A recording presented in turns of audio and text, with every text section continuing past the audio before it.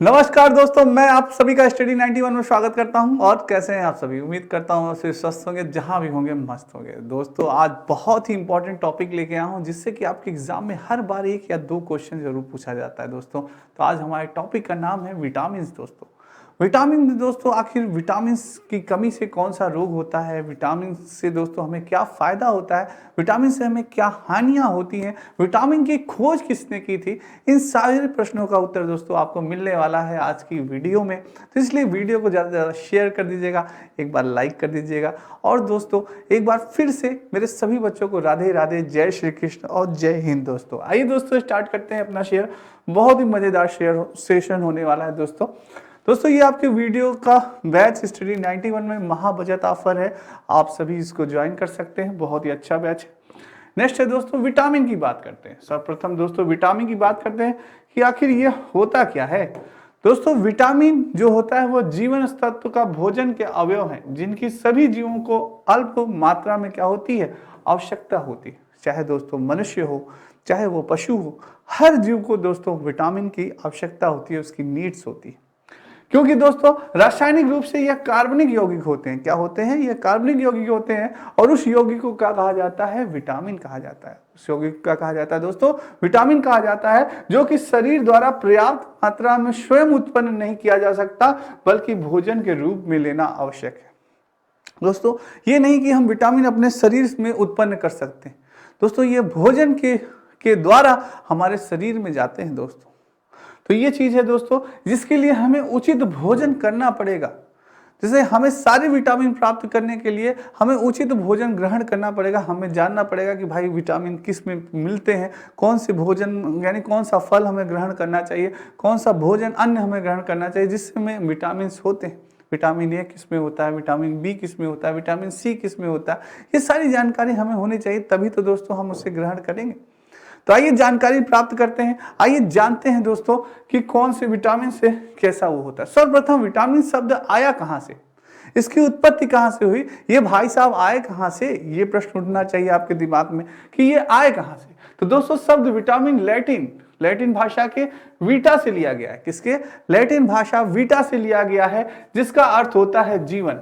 सोचिए विटामिन का अर्थ क्या होता है? जीवन, यानी कि लाइफ। दोस्तों विटामिन का अर्थ क्या होता है? लाइफ होता है, जीवन होता है। और जीवन और अमाइन, दोस्तों क्या कहते हैं? अमाइन, क्योंकि विटामिन को मूल रूप से अमीनो एसिड माना जाता है। क्या माना जाता है? अमीनो एसिड माना जाता है मूल रूप से विटामिन को। और जिसका अर्थ मूल रूप से क्या होता है दोस्तों? वीटा का जीवन अर्थ होता है। क्या होता है? जीवन। सोचिए विटामिन यानी हमारे लिए क्या है? एक जीवन प्रदान दाता होता है। तो यह है दोस्तों विटामिन शब्द की उत्पत्ति का इतिहास। आगे जानते हैं कि विटामिन की खोज किसने की। अगर बात करें तो आप सभी जानते होंगे कि 1912 में दोस्तों काश्मीरी फंक ने 1912 में विटामिन की खोज की। पॉइंट नोटेड माय स्टूडेंट कि फंक ने 1912 ईस्वी में दोस्तों क्या की? विटामिन की आपकी खोज की। पूछा जा सकता है कि विटामिन की खोज किस महान आत्मा ने की, तो आप याद रखिएगा काश्मीरी फंक ने की थी, याद रख सकते। उन्होंने दो प्रकार के विटामिन बताए थे, जैसे कि वसा में घुलनशील विटामिन खोज की, जो कि वसा में घुल जाते हैं। वो कौन कौन से? विटामिन ए था, विटामिन डी था, विटामिन ई और विटामिन के। आप दोस्तों जो कि किस में होते थे? जो कि वसा में घुलनशील विटामिन होते थे। किस में थे? वसा में घुलनशील विटामिन होते थे दोस्तों। ठीक है।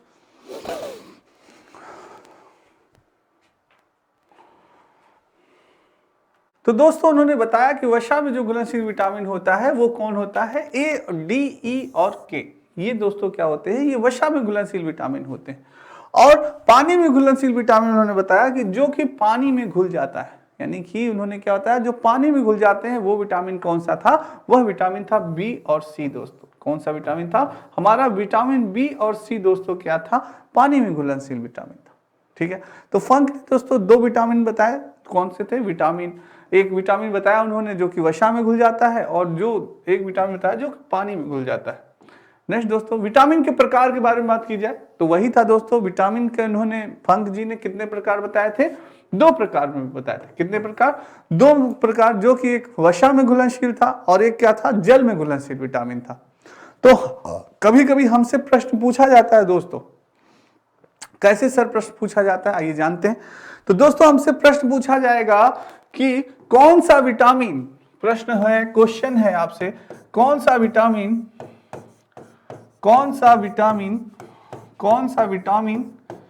जल में घुलनशील है, कौन सा विटामिन जल में घुलनशील होता है, घुलनशील होता है, कौन सा विटामिन जल में घुलनशील होता है।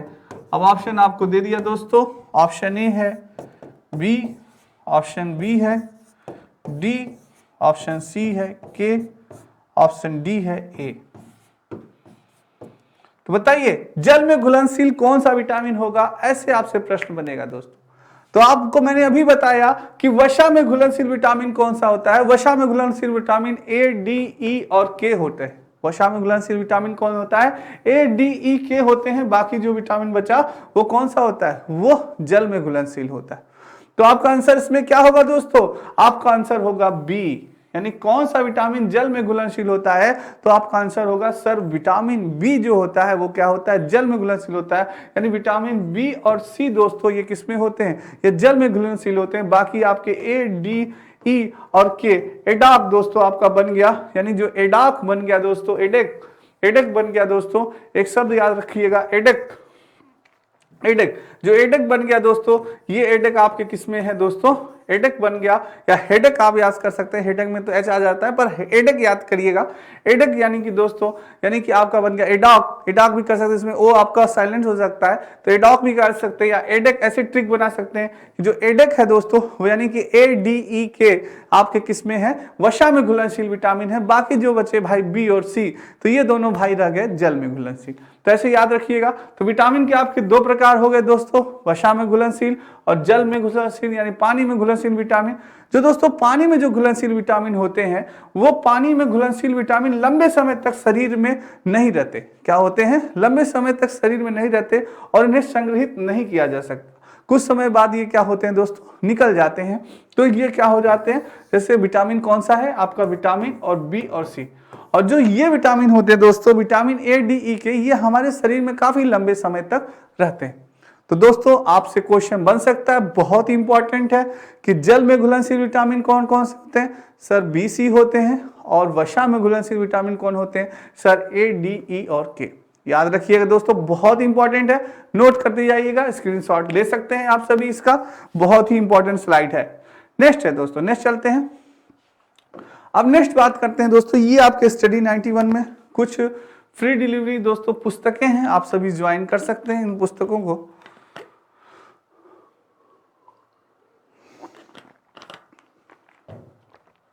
आइए दोस्तों नेक्स्ट चलते हैं।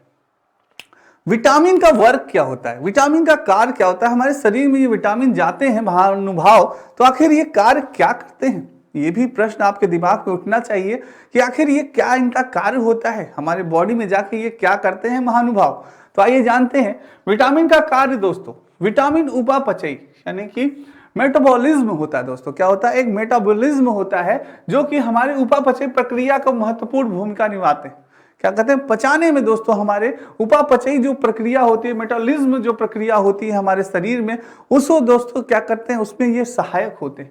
ये विभिन्न रोगों में शरीर की रक्षा करते हैं। जो हमारे जो विभिन्न रोग होते हैं दोस्तों, उनसे लड़ने में हमारे क्या होते हैं, सहायक होते हैं। हमारी इम्यूनिटी पावर को क्या करते हैं, बढ़ाते हैं दोस्तों। तो ये कार्य होता है हमारे विटामिन का। तो इसलिए हमारे लिए विटामिन जो है बहुत ही आवश्यक है दोस्तों।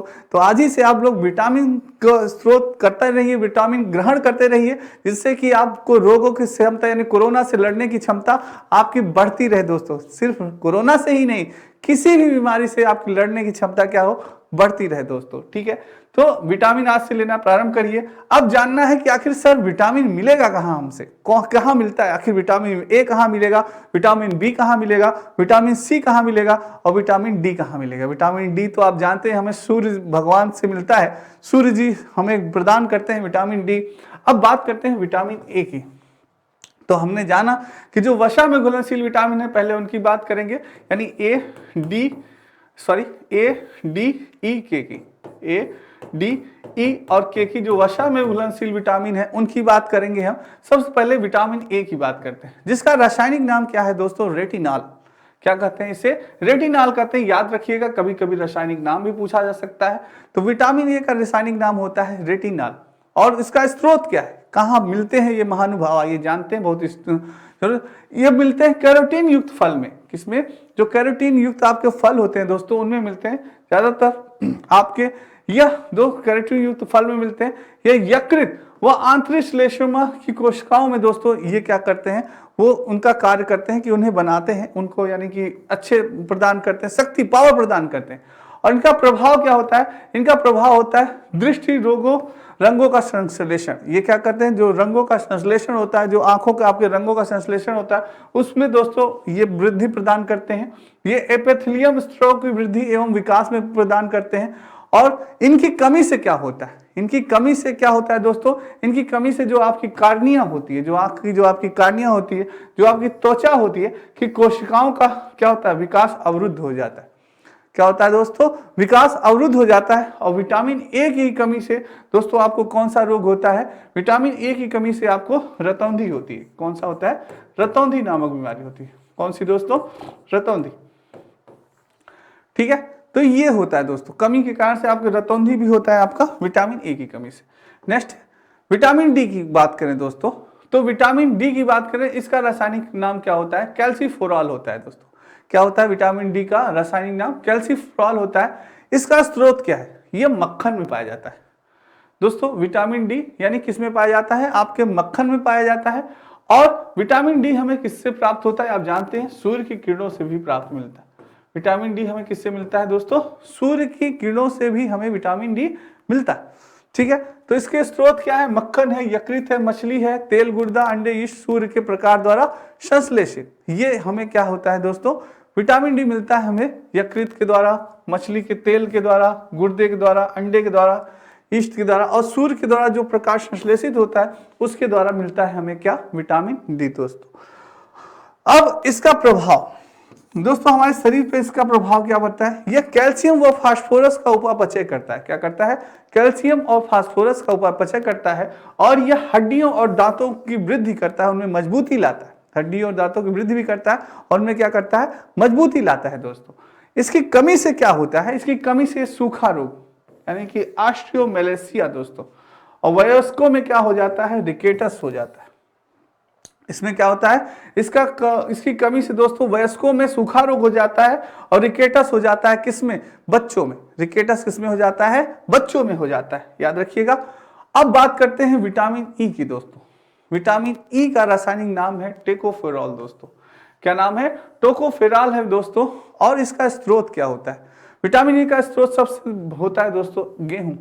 क्या होता है, गेहूं और अंडे की जर्दी। जो अंडे की जर्दी होती है दोस्तों, ऊपर जो अंडे की जर्दी होती है, वो विटामिन ई का बहुत अच्छा स्रोत होता है। और हमारा सोयाबीन और तेल दोस्तों, ये क्या है, ये विटामिन ई के क्या है, प्रमुख स्रोत है दोस्तों। इनके प्रभाव क्या है, कोशिका कला की सुरक्षा। जो हमारे अंदर जो कोशिका कला होती है दोस्तों, उनको ये सेफ रखती है। उनको क्या करती है, उनको सेफ्टी प्रदान करती है, सुरक्षा प्रदान करती है। और जनन क्षमता में वृद्धि दोस्तों, यानी कि ये जनन क्षमता में विटामिन ई, आपसे कई बार प्रश्न पूछा जाता है कि जनन क्षमता में वृद्धि करने के लिए कौन सा विटामिन उपयोगी होता है, तो वो विटामिन ई उपयोगी होता है दोस्तों। कौन सा, जनन क्षमता में वृद्धि के लिए विटामिन ई दोस्तों उपयोगी माना जाता है। तो दोस्तों और इसकी पेशिया की क्रियाशीलता, इसमें दोस्तों क्या होता है, पेशियों में क्रियाशीलता आ जाती है आपके। और उसके कमी का प्रभाव क्या होता है, सबसे पहले तो जनन क्षमता की कमी हो जाती है। क्या हो जाती है, जनन क्षमता की कमी हो जाती है दोस्तों। दूसरा, एपिथेलियम कमजोर हो जाता है दोस्तों। क्या होता है, एपिथेलियम भी आपका कमजोर हो। अगर आप अंकुरित चना खा रहे हैं, अंकुरित गेहूं खा रहे हैं, तो दोस्तों और भी ज्यादा आपका विटामिन ई क्या होगा, ग्रोथ करेगा।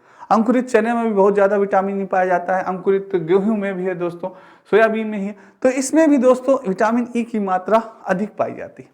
जिसमें आप देखते होंगे सफेद सफेद चना जब अंकुरित हो जाता है, उसे जब आप खाते हैं, वो भी दोस्तों आपके विटामिन ई का बहुत अच्छा स्रोत माना जाता है। तो ये है, तो जनन क्षमता में वृद्धि हो जाती है। और अगर इसकी कमी से जनन क्षमता में कमी हो जाती है। ये आपका दोस्तों स्टडी 91 में यूपी टेट की दोस्तों पुस्तक आ चुकी है मात्र 249 रुपए में।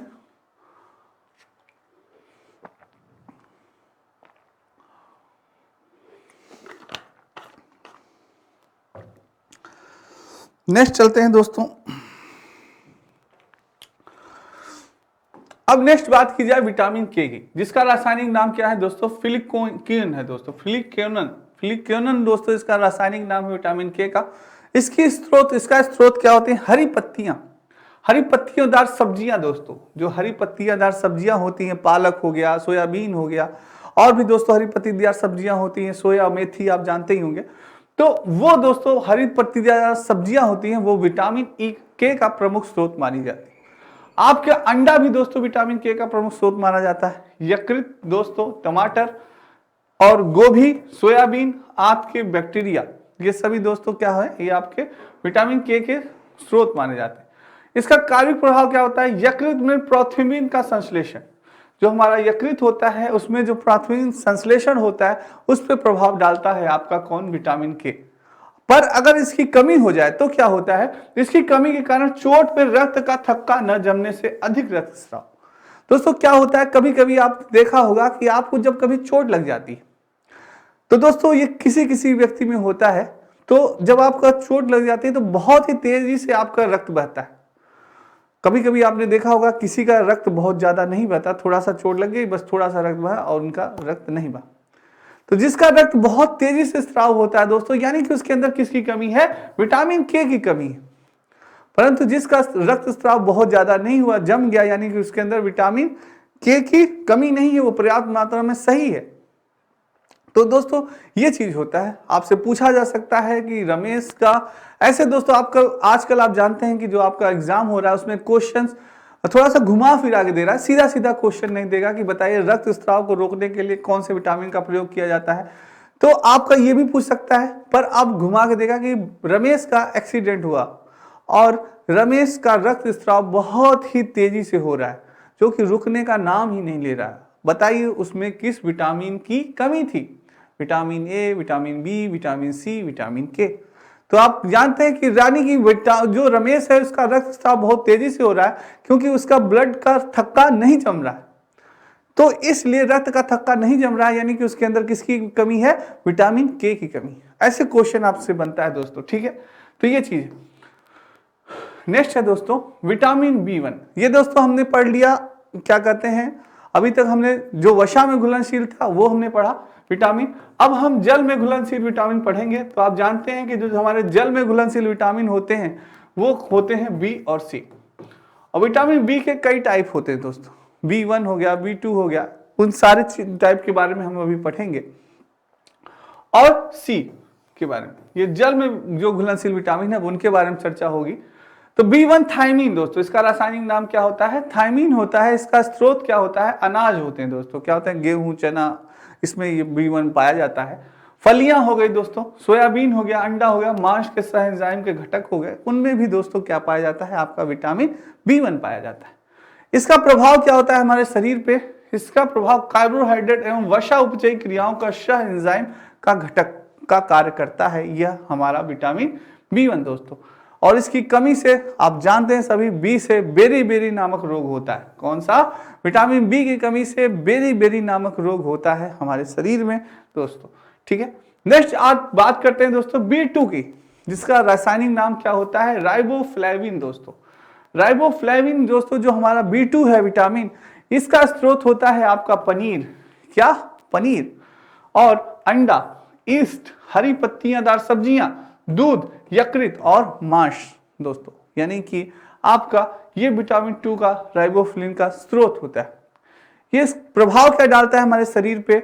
इसके दोस्तों उपापचय में महत्वपूर्ण सह एंजाइम फैट तथा FNM का यह घटक होता है, जो हमारे शरीर पे दोस्तों प्रभाव डालता है। इसकी कमी से कौन सा रोग होता है? इसकी कमी से दोस्तों किलोसिस नामक रोग होता है। इसकी कमी से कौन सा रोग होता है? किलोसिस नामक रोग होता है, जो हमारे लिए बहुत हानिकारक है। अब बात करते हैं दोस्तों B3 की। निकोटिनिक अम्ल है इसका रासायनिक नाम। B3 का रासायनिक नाम क्या है? निकोटिनिक अम्ल दोस्तों। इसका स्रोत क्या है? इसका भी स्रोत ईस्ट है, मांस है, यकृत है, मछली है, अंडा है, दूध है, मटर है, मेवा है और फलियां।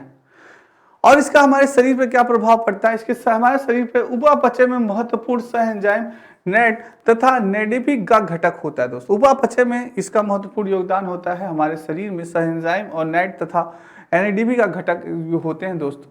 पर इसकी अगर कमी हो जाए दोस्तों तो हमारे ऊपर क्या प्रभाव पड़ेगा? पेलाग्रा रोग होता है दोस्तों, पेलाग्रा रोग होता है ये, जो कि हमारे लिए बहुत हानिकारक होता है। इसकी कमी से यह रोग हमें होता है दोस्तों। ठीक है, नेक्स्ट बात करते हैं, ये आपके यूसी नेट का पेपर दोस्तों, जो बच्चे यूसी नेट की तैयारी कर रहे हैं वो ज्वाइन कर सकते हैं यह पेपर।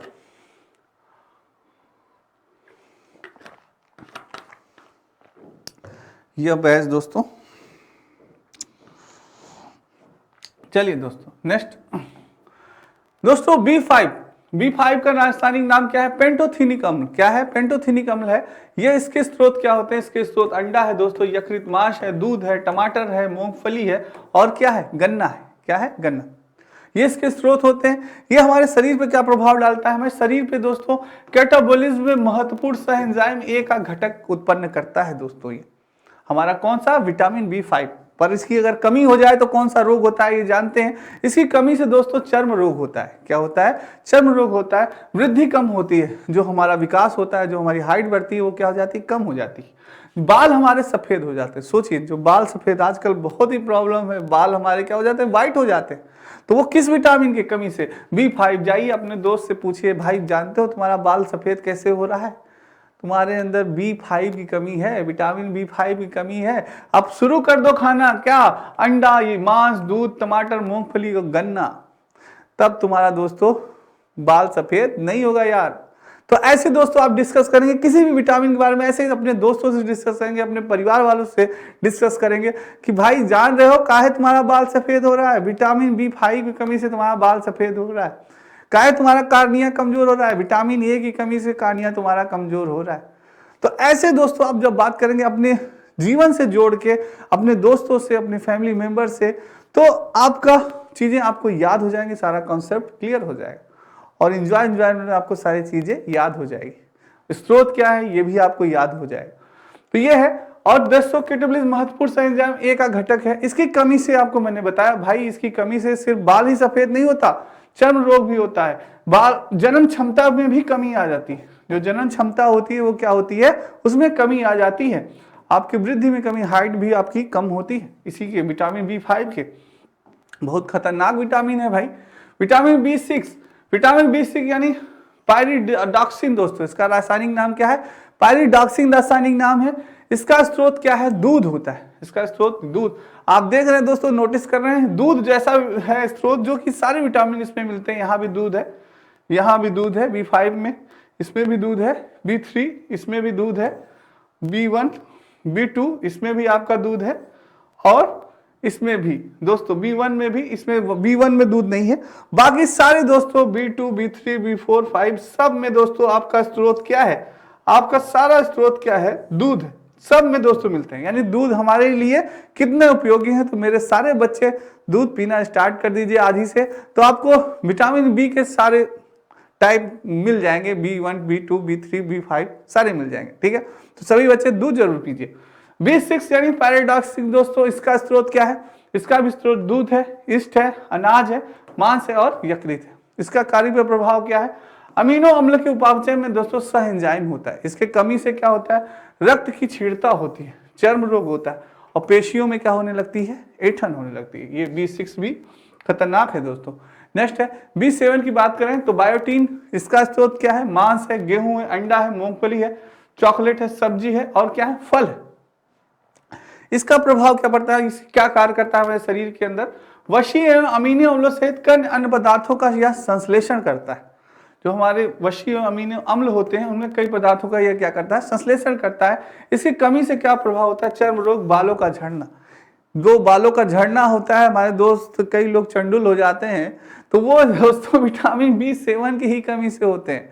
तो दोस्तों यानी कि अगर आपको बालों का झड़ना रोकना है, बहुत बड़ी समस्या है ये भी, तो मांस, गेहूं, अंडा, मूंगफली, चॉकलेट, सब्जी सब खाना प्रारंभ कर दीजिए। ठीक है, नेक्स्ट है दोस्तों B9 दोस्तों, फोलिक अम्ल समूह है। ये हरी, इसका स्रोत क्या है? हरी पत्तीदार सब्जियां हैं, यकृत, सोयाबीन, ईस्ट एवं फलियां हैं। इस पे कार्य प्रभाव क्या है? वृद्धि, रोधारी रोपण का निर्माण करना और DNA का क्या करना? संश्लेषण करना। इसकी कमी से रोग क्या होता है? इसमें भी दोस्तों रक्त क्षीणता होती है और वृद्धि में कमी होती है। नेक्स्ट है दोस्तों, ये आपके हिंदी विजुअल का नया बैच प्रारंभ हो चुका है। आप सभी इसको ज्वाइन कर सकते हैं। आइए आगे चलते हैं। अब बात करते हैं B12 की दोस्तों। B12 में दोस्तों साइनोकॉब्लिन इसका रासायनिक नाम है। इसका स्रोत क्या है? इसका स्रोत है मांस है, मछली है, यकृत है, अंडा, दूध आदि तथा बैक्टीरिया। इसका प्रभाव क्या पड़ता है दोस्तों? ये हमारे शरीर में वृद्धि रोधारी रोड़ाओं के निर्माण करता है। जो वृद्धि रोधी अणु होते हैं दोस्तों, उनका क्या करता है? निर्माण करता है और न्यूक्लिक अम्ल का संश्लेषण करता है। क्या करता है? जो हमारा न्यूक्लिक अम्ल होता है उसका संश्लेषण करता है। इसकी कमी से रक्त क्षीणता तंत्रिका तंत्र का विकार होता है दोस्तों। ये भी विटामिन हमारे लिए इंपॉर्टेंट। अब बात करते हैं विटामिन सी। स्कॉर्बिक एसिड इसे कहा जाता है विटामिन सी को। इसका स्रोत होता है खट्टे फल। जितने भी खट्टे फल होते हैं विटामिन सी के स्रोत होते हैं, जैसे आंवला हो गया, नींबू हो गया, टमाटर हो गया, ये सारे दोस्तों यानी खट्टे फल जितने भी हैं वो विटामिन सी के स्रोत हैं। और काइट पे प्रभाव, अंतर कोशिकाएं सीमेंट और कोलेजन तंतुओं पर इसका प्रभाव पड़ता है हमारे शरीर में। इसकी कमी से आप सभी जानते हैं स्कर्वी रोग, कई बार प्रश्न पूछा गया है कि स्कर्वी रोग किस विटामिन कमी से होता है? Vitamin C. और मशहूरों में क्या हो जाता है दोस्तों? सूजन आ जाता है। तो ये था दोस्तों आज हमारे विटामिन का क्लास। बहुत इंपॉर्टेंट क्लास है दोस्तों, इसको पढ़िएगा जरूर, ज़्यादा से ज़्यादा लाइक करिएगा और ज़्यादा से ज़्यादा शेयर करिएगा। आपको जरूर उम्मीद करता हूँ आज की क्लास आपको बहुत अच्छी लगी होगी। तो दोस्तों इसको ज़्यादा से ज़्यादा शेयर करिए और लाइक करिए। दोस्तों आज के लिए इतना ही, कल फिर मिलेंगे बहुत इंपॉर्टेंट टॉपिक के साथ। तब तक राधे राधे, जय श्री कृष्ण, जय हिंद दोस्तों।